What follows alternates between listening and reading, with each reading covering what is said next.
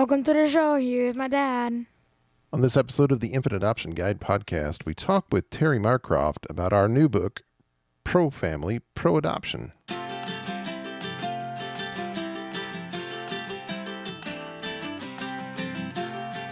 Hey everybody, welcome back to another episode of the Infant Adoption Guide podcast. My name's Tim Elder. This is the podcast all about domestic infant adoption.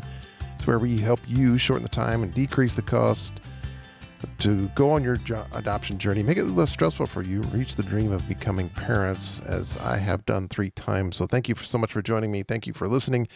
And I ask you, please share the show with anybody that you may be thinking about domestic infant adoption and could get some use out of it. There's a lot of great stuff, great content that we got in this show. This is a very special episode as we have Terri Marcroft back on, but her and I actually wrote a book called Pro-Family, Pro-Adoption.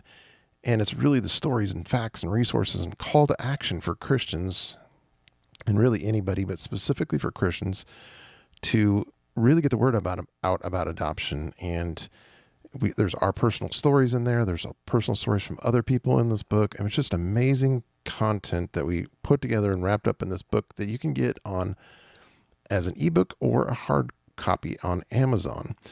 And it's available. You can just search for Pro-Family, Pro-Adoption, or you can go to my link at infantadoptionguide.com/Pro-Family book. And I'll put the link in the show notes at infantadoptionguide.com in the podcast. This is episode 107. So if you do that, you can, and go to that link, you can actually get some bonus audio of Terri and I talking about the book, because we share our personal stories and insights and like how the book came together and what we've done and what was our favorite parts and what we've learned. A lot of great stuff, and just a bonus podcast episode just for you for buying that book through Amazon. And all you have to do is, if you go to infantadoptionguide.com/Pro-Family book, it'll tell you how to get that bonus content when you purchase the book. infantadoptionguide.com/Pro-Family book. Let's get into that interview right now with Terri Marcroft. All right, everybody, welcome back to the Infant Adoption Guide podcast. We welcome back to the show today Terri Marcroft. She's been our guest a couple of times on the show. She's a mom through adoption and founder of UnplannedGood.org, which is a wonderful nonprofit organization. Encourages not all of us really to consider helping support women to make an adoption plan when facing an unplanned pregnancy, which is exactly what we're going to talk about today, because Terri and I have been working on a book called Pro-Family, Pro-Adoption, a Christian's Guide to Unplanned Pregnancy. So welcome back, Terri. How are you? Thank you so much, Tim. It's always fun to team up with you and talk adoption. Yeah, and it's been so much fun putting this book together, and we're going to talk all about that and more. And it's what's been so much fun for me, I guess, is just seeing this all come together. You know, it's been kind of a dream of mine, and something I've always wanted to do is put a book together. And so thankfully I have not done this by myself. You as an expert author, and I've done this several times before, invited me to join you on this journey, which has been fabulous and wonderful, and certainly an honor of mine to help you with this. So let's talk about the book, Yes. Pro-Family, Pro-Adoption, A Christian's Guide to Unplanned Pregnancy.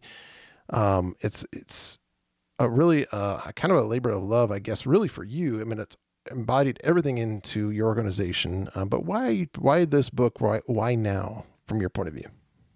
Tim, I think it's important to talk about it now. We're a little bit more than a year beyond the overturning of Roe. Mm-hmm. And a lot of states clamped down on abortion following that decision because it was left to the states, as we all know. Yeah. But when people are saying no to abortion, we were thinking that it's really important to say yes to some kind of a positive and constructive solution, because you just can't say no. My dad always said, bring a solution if you're going to complain about something. So we are bringing a solution, and it's placing for adoption. And so the book is talking about why that is a viable option. Yeah, absolutely. I mean, as both of us being adoptive parents and both of us Christians, you know, we believe this book's kind of a wake-up call, and it's also an information resource, and it's also a guide, and it's also a story about how we can all do better to support those women around us who are going to go through or will go through an unplanned pregnancy. I mean, we can show her there's just a loving and life-giving choice in adoption. And in open adoption, even, that may be something a lot of people in the U.S., I think we found out, a lot of people don't even understand what open adoption is. So we also go through that in the book. And I think that's what makes this is just amazing, a resource and story. It's not just a resource. It's not just a story. It's not just a guide. It's all of that stuff packed into this book. And it's a call as well, especially as us Christians, how we can re-examine ourselves and re-examine the church and how we respond to unplanned pregnancies in the U.S. Exactly. What I guess some people might ask, and they've already asked me when I was just talking about the book and talking about writing it and putting it together and publishing it and all that. And they're like, well, why Christians? Why are you specifically saying that this is a guide specifically for Christians? What would you say to that? I did write a book targeted towards the pro-choice audience. It actually left God out of the conversation and just didn't appeal from a moral standpoint, but from a informational, factual standpoint. And with this book, you and I had the freedom to incorporate our faith and to rely on the Bible and to refer to scripture. And it just makes the whole thing so much richer and so much more powerful. And at the same time, the other reason why it's a Christian's guide is because Christians, or you could say the church in particular, seems to shy away from this conversation and seems to just do what they can to avoid this conversation. And it seems like instead of being judgmental about the woman who shows up with an unplanned pregnancy, because that's a lot of our first reaction, is to shame her or to talk about how she got there or what she did wrong or what we're all doing wrong to lead to this unplanned pregnancy epidemic in our country. If we were to just meet her where she is, which is what we hope the church will do in all difficult circumstances, meet her where she is and say, okay, you're pregnant. And that wasn't the plan. So where do we go from here? And to have the decision-making process enlightened by faith and underlined with scripture, it just makes us so much more capable of advising well, I think. Absolutely agree. I mean, in the first story in the book, I mean, other than yours that you wrote in the preface, but the first story of the book is from a birth mom, and she talks about being judged. And she talks about, even from her own family, trying to get that acceptance and what do I do and how do I tell them? And she goes through that process of how she did that. I think why this guide is specifically for Christians is, you're right. I mean, we even give statistics in the book of why and how the church does actually judge single women who are pregnant and can't handle, or maybe are not prepared to help these women that are sitting in the pews next to us. And that's a problem. That's a big problem. And that's why I feel like this is kind of a wake up call to us Christians and us, the church in general, is if those women are sitting next to you, what are you doing? How can you help them? Right. And I've heard so many women say that they would much rather go to confession than show up in church with an unplanned pregnancy, because they do feel that they're shamed and they don't feel like their home church is going to be helpful or even be compassionate, much less helpful. And that makes me sad. That I think we could change that. And that was part of the reason for calling this book what we did, is the call to action. We would love to see the church change its behavior in this topic and to reach out, be more helpful, be more compassionate, be less judgmental, and actually just meet these women where they are and figure out how we're going to protect life from there, and then help her make the decisions that are best. Yeah, and I think that's why this book also helps us with educating the church. And the church is us. We are the church. We are the church. But educating us on what adoption really is, and open adoption specifically, what that is. And that's back to that same story from that birth mom, is she didn't know what open adoption was. She was like, I want to close. I was sure I wanted to close adoption. Well, she didn't know what an open adoption was. And then she learned about it and went, oh, well, I don't want anything but an open adoption.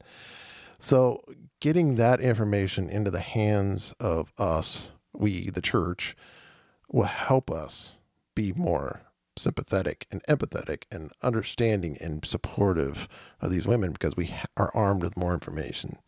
That's a Right. huge part of the book, in my opinion. Right. Yeah. And the other part of that too is that out of all the women who choose abortion, it's something like 70% of them feel that they are pressured into it. So if they're pressured into it, and then that means to me that they really actually do value the life and they would prefer to choose life, but they just can't parent right now. Right. And if that feels like she's between a rock and a hard place, she wants to choose life, but she can't parent. It's just not happening in her life right now. So if she can't parent, this is the beautiful solution. Let someone else parent then, but go through with the pregnancy and then choose the parents. It can be very empowering when the woman finds out how many choices are actually up to her.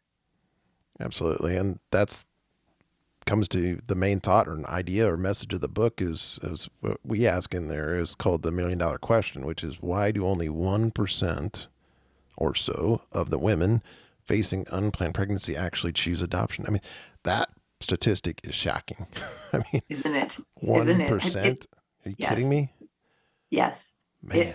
I always get a shocked reaction when I share that. Yes. 1 out of 100 of these women facing unplanned pregnancy will choose adoption.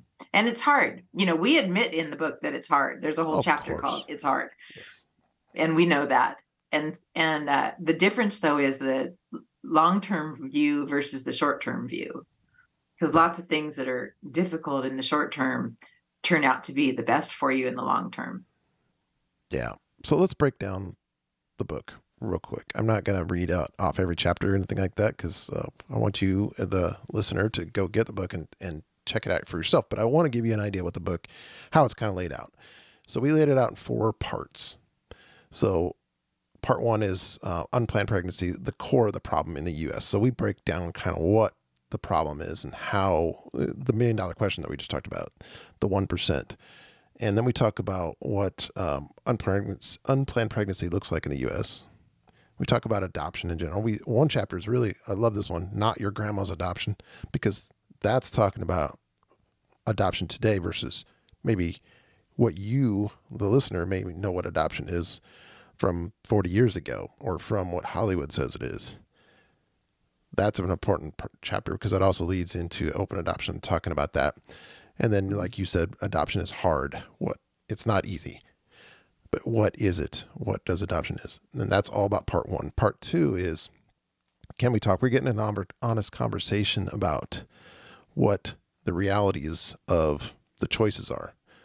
The abortion choice, single parenting choice, the truth about those options and what they mean to women and mean to the children.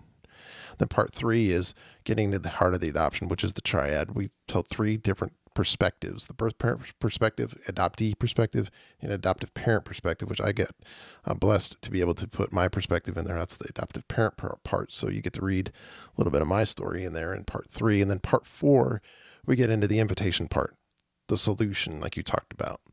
Not just providing a problem, but the solution. So we have several chapters in there and just inviting different types of people, inviting men, inviting churches, inviting parents and grandparents, inviting educators. And I'm going to ask about this in a little bit, but the last chapter of that part is calling for a true sisterhood.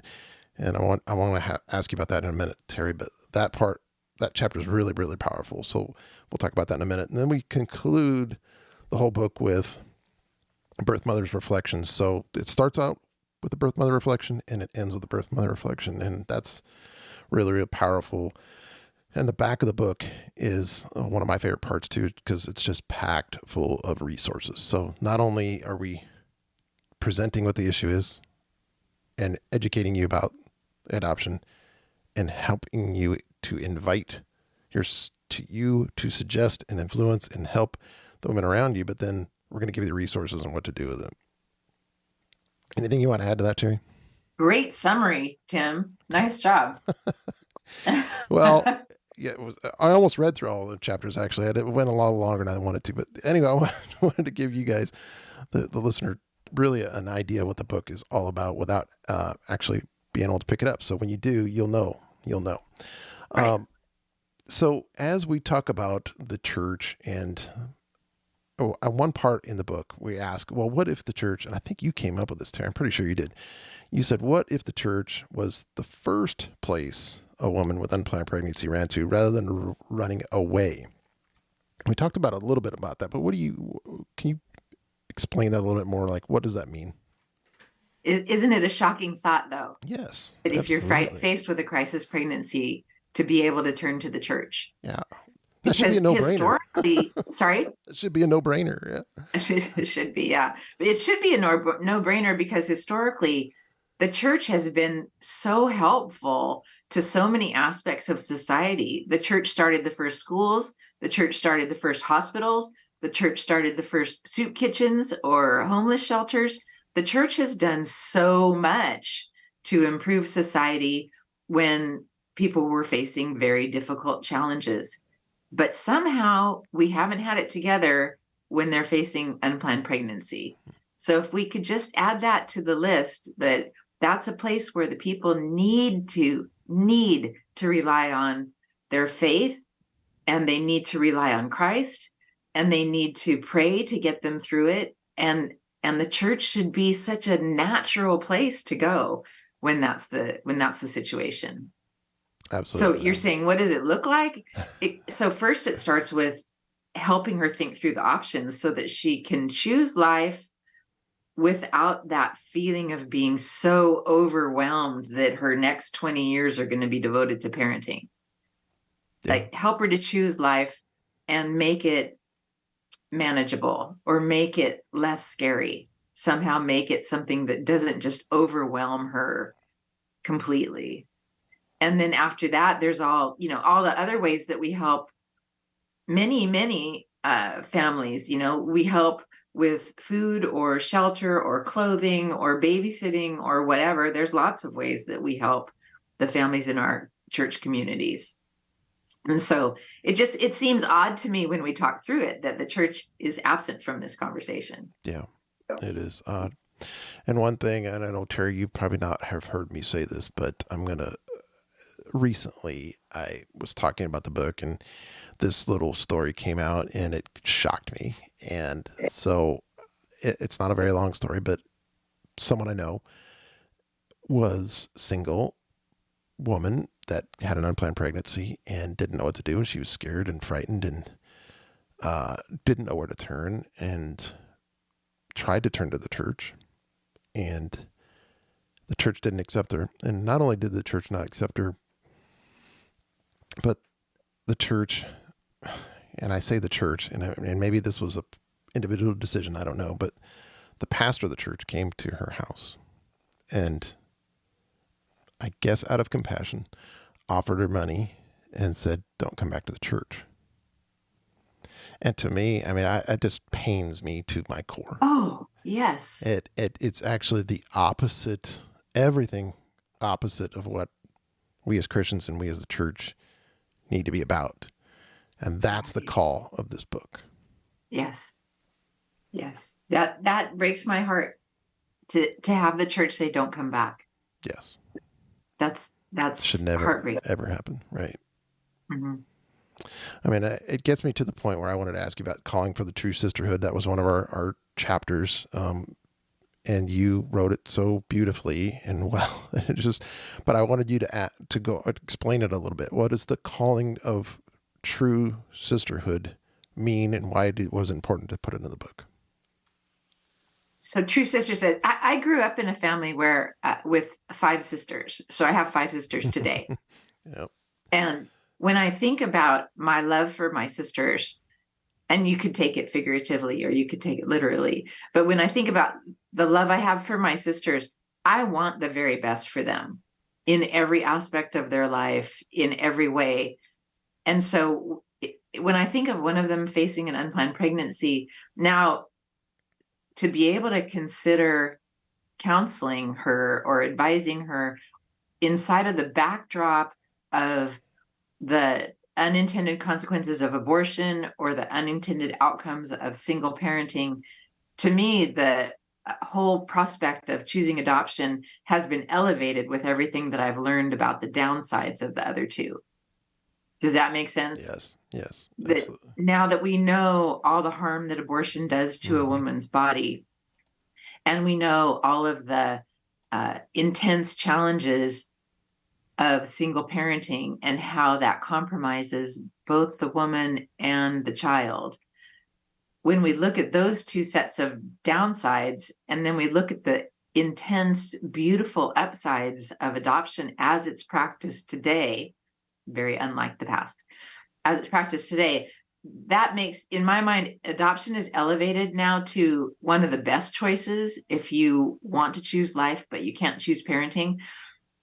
It's elevated to a healthy, nurturing, natural, uplifting, empowering choice. And that's what I want for my sisters. I want them to be able to take hold of their future and embrace their current situation, make all their decisions for themselves, be completely informed about the pros and cons of all of their choices.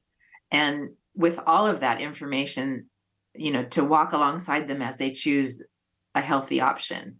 And so that's why the sisterhood part was important, just because of that love means that we put the other person's well-being above our own, right? So that's what adoption's all about, is putting the well-being of someone else above your own, but not just that, but to let them make these healthier decisions. It's really just wanting the best for my sisters. And so that's why having all of that other information uncovered empowers us through information. Yeah. And sisters in this sense is a lot more than just your blood related sisters. It's your sisters in your church.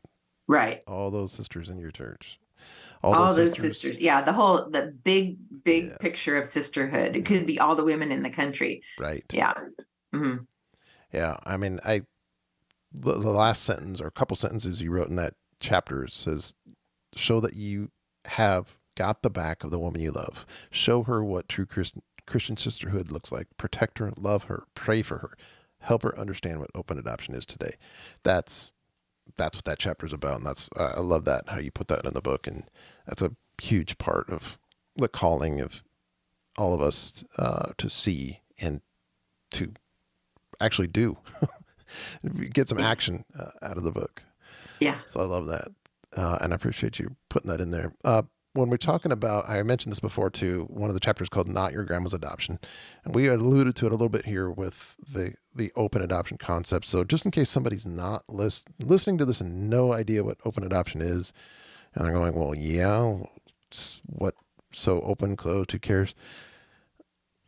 What we're talking about here is open adoption is having some level of contact or even a relationship with the birth mom. So what does that mean?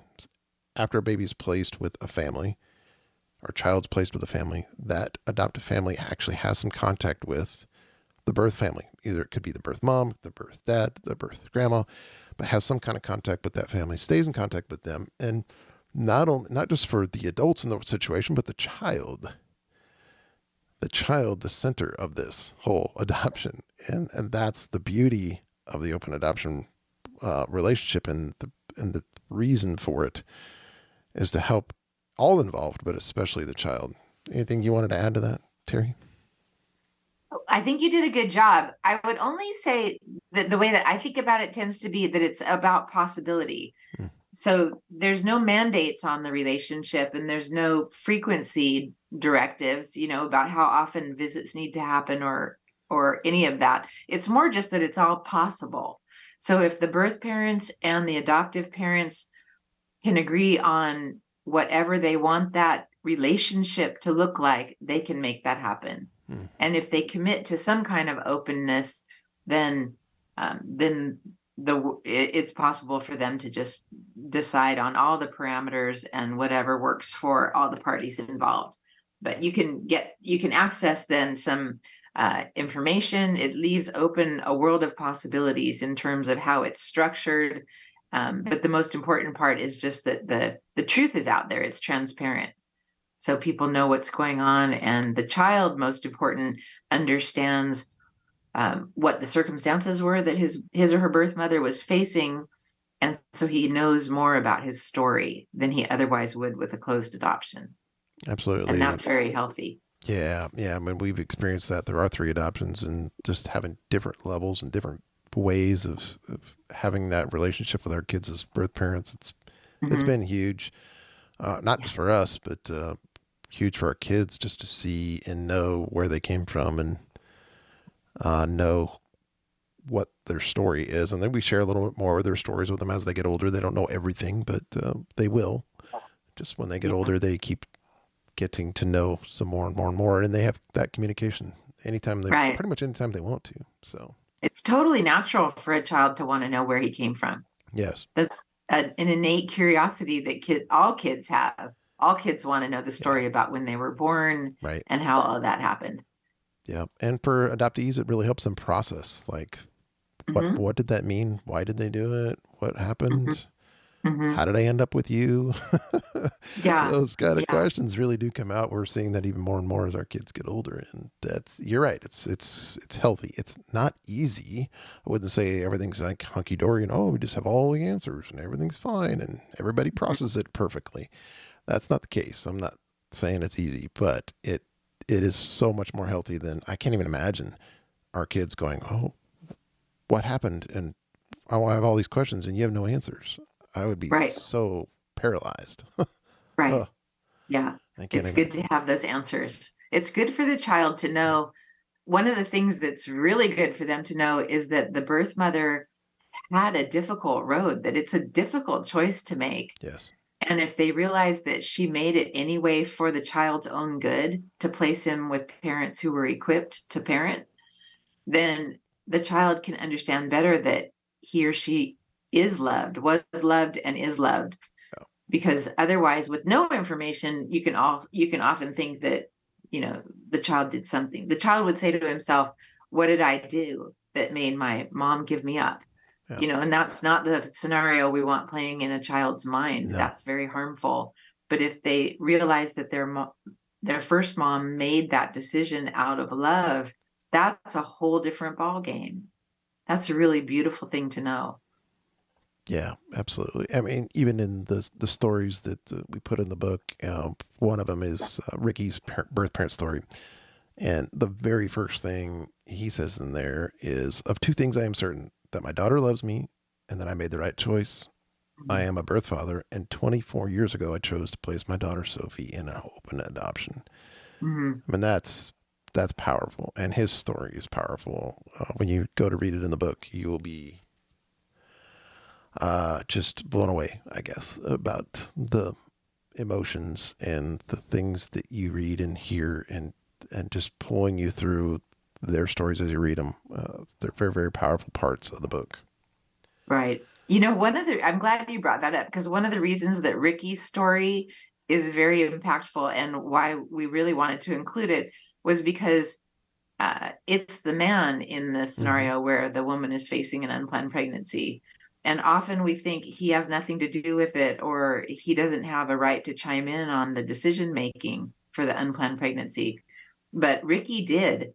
And he did feel that he was very involved, and he has remained involved now that Sophie is 24 years old. So he was very much affected by the whole thing. And his role as a birth father is something that he takes seriously still today. So I thought that was pretty interesting. Yeah, it is very interesting and powerful. Yes. Yeah. One of the things, I mean, we've talked a lot about the book and why we like the book and why we think the book is powerful and all the things that are in the book.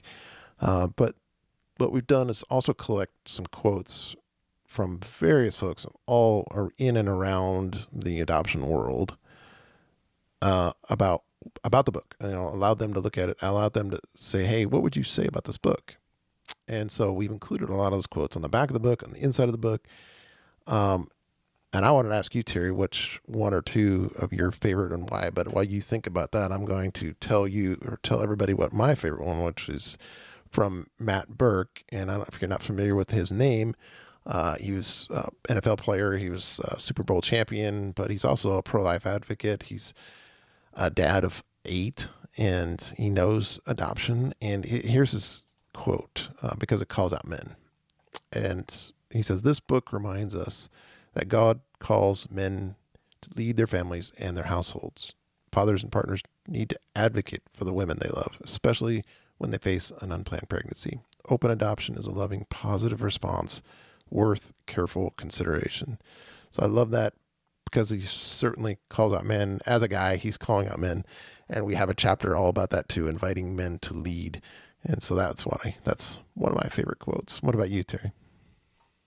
I think that I'm torn in figuring out who's my favorite, because Terri Froman is a pastor at a huge church in Tennessee, and she talks about the church's role and being ready to step up.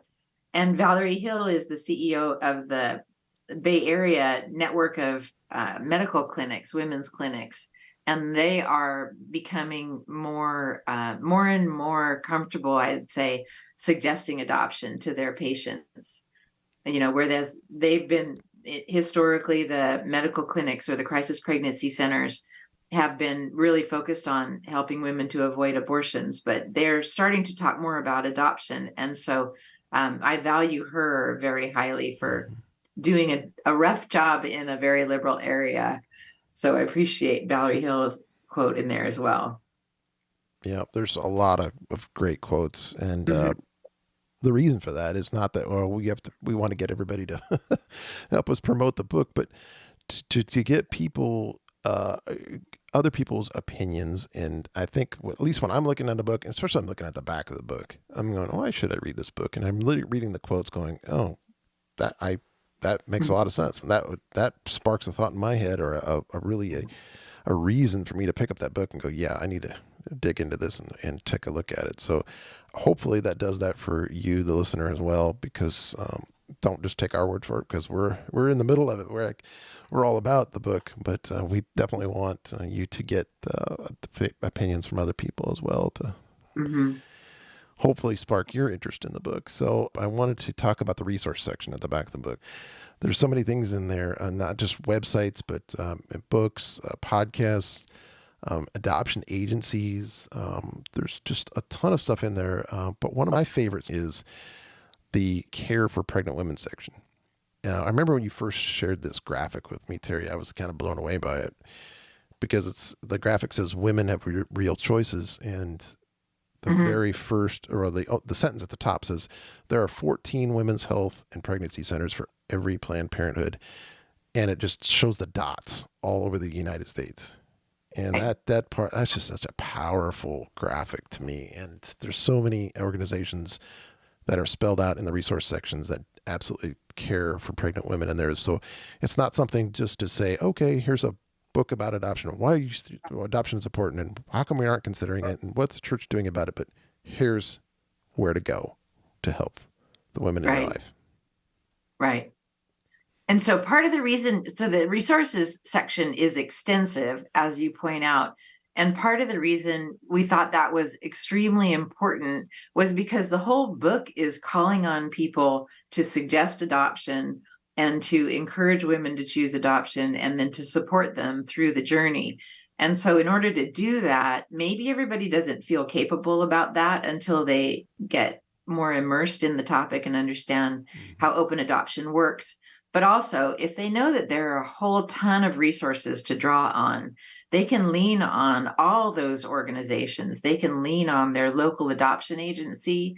They can lean on their local women's medical clinic or crisis pregnancy center. They can lean on all those resources and use them to help empower the advisor, the mentor, or the parent who's advocating for adoption. So we're not in this alone, because it might seem to be a little bit of an overwhelming task to take on that advocacy on your own without preparation. But that's why the resources are there, to say there are a lot of people who can help along this journey. Absolutely. Absolutely. It's very, very powerful. And it's a great way to end the book, because you have a call to action at the end, towards the end of the book, with all those chapters talking about the call to action. But then here's something you can do. Here's where to go. Here's what you can do. So that's a super great way to end the book. As we end this podcast, and I want to ask you, Terri, why, I mean, we kind of talked about it all throughout the book or throughout this podcast, but why should folks listening to this go get that book and share it, or read it and share it? Yeah. I think to start with the part one, some of the data is just overwhelming. Yes. Like the United States leads the world, leads the Western world, especially where you would think we could be doing a better job. We lead in unplanned pregnancy. We lead in teen pregnancy. We lead in single parent households. We could be doing so much better to care for both the young women of our society and the next generation. So I think the data hits you over the head and says this is an actual problem that we could face and we could actually help to solve as well. So that's one reason to get the book, is just to understand the data. But secondly, or I have like my top 200 reasons for this, but secondly is understanding especially the harm that abortion does to a woman's body, because nobody's talking about that. Right. And there's no way you'll ever hear that in a pro-choice society if you're only listening to the narrative that comes from Planned Parenthood.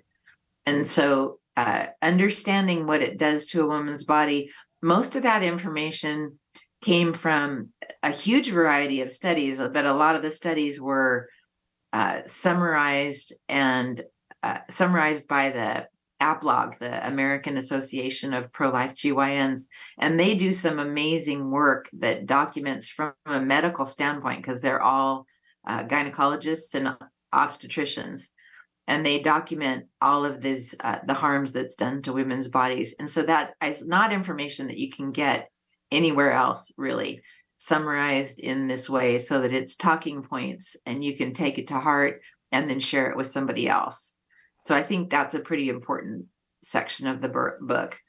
And then thirdly, I'm really in love with all of Ali Watson's work, where in the preface, she talks about facing her unplanned pregnancy and how she made the adoption decision. And then in the afterword, at the very end, she has a story of hindsight, looking back 10 years later after placement of her daughter, Olivia, with the adoptive parents, Sean and Cheryl. And she talks about her relationship with the adoptive parents so that, you know, all of it's in the interests of her child, Olivia. And she's just able to look back with the hindsight of 10 years and tell you how it is today. So that those bookends, I think, are powerful as well. Absolutely. I couldn't agree more with all that. I don't even know if I could add to that. That was very well said, very well put out. Let's close here with, when the book's going to be available, which by the time you are listening to this, the book will be available and you can get it on Amazon. First and foremost, that'd be the easiest place to do it. And when this gets released initially, you, the listener, are going to have a special way to get it and a special price. So I'm not going to tell you what that is because I want you to go to Amazon and look at it. And you will get it. You will get it as well through our connection through email and through our social media. So you will find out what that is. But we have a special, especially as this book gets released during National Adoption Month, which is November. You'll see that special and get it.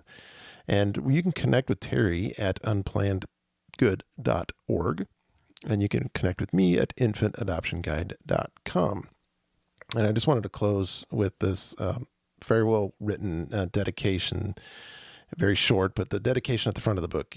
And it just says, to the almost 2 million American couples out there, ready, willing, waiting, and hoping to adopt a baby.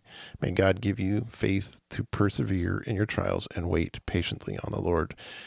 That is so true, because Terri and I have lived it. And we were there and we've adopted. And to you, the listener that are waiting and hoping to adopt a baby, you are in our prayers.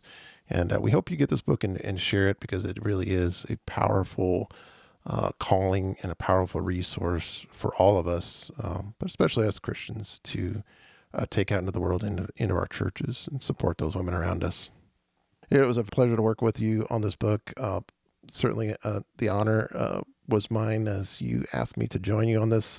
You're the expert author in the situation, and I was very happy to come along on this ride with you. Glad to have done it with you. All right. Take care, Terri. We'll talk to you soon. Thank you, Tim. Take care. All right. Awesome episode with Terri. Love talking with her. Love this book. I hope you can get it and share it. Even buying an extra copy and giving it to some family or friends that don't know about adoption, or maybe they need just to learn about it. Maybe you're going through the adoption process and you want to help educate them. There's some great stuff in there too that will help educate people on adoption, and the resources there. And like I said, oh man, that back of the book resources section is amazing. But just the stories and facts and figures and the call to action, I just love how this whole book came together. And I'm glad we were able to do this podcast to help explain a little bit more about what the book is about. So if you want to go get the book, it's available on Amazon right now. You can just search for Pro Family, Pro Adoption book. You can either search for Terri Marcroft's name or myself, or an even easier way to get it is through a link that I have, infantadoptionguide.com/Pro Family book. Now, if you do that, we got an extra special bonus audio for you that we talk about our personal stories, our personal backstories, insights, what we learned about in the book. And you can get this free extra audio, kind of an extension of this podcast, if you buy the book and tell us that you bought the book. And at that link, it'll show you exactly how to get that bonus audio. infantadoptionguide.com/Pro Family book. And all the highlights and everything we talked about on today's show will be in the show notes, infantadoptionguide.com/107. And if you would, please help me get this podcast into the ears of more adoptive families just like you, more people that want to learn about adoption, don't know where to go. If you leave an honest review over at iTunes, it would really help us out. infantadoptionguide.com/iTunes will get you there. Or if you just go into iTunes, you'll see, or your favorite podcast app anyway. It doesn't have to be iTunes, but you can go to your favorite podcast app and just leave a review and a rating. That would be great. I appreciate you. And until next time, you are in my prayers as you go on the journey to adopt your special little one. God bless. Thanks for listening to my dad.